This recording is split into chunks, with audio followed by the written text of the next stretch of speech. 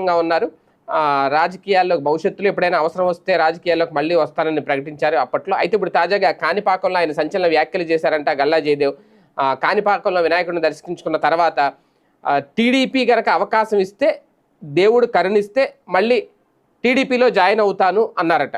ఆయన వ్యాఖ్యలు ఇప్పుడు సంచలనంగా మాని సోషల్ మీడియాలో తాను మళ్ళీ తిరిగి టీడీపీలో జాయిన్ అయ్యేందుకే పార్టీ అధిష్టానంతో చర్చిస్తున్నట్లు మాజీ ఎంపీ గల్లా జయదేవ్ ప్రకటించారు.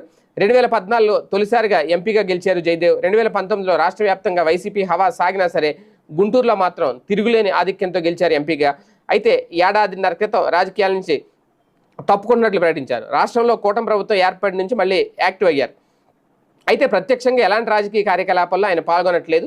టీడీపీ హైకమాండ్కి అందుబాటులో ఉంటూ అన్ని రకాలుగా సేవలు చేస్తున్నారని ఇటీవల కాలంలో మొన్న ఆయన వైసీపీ ఆయనకి గేలం వేస్తుంది అనే ప్రచారం కూడా జరిగింది. ఖాళీగా ఉన్నారు ఆయన.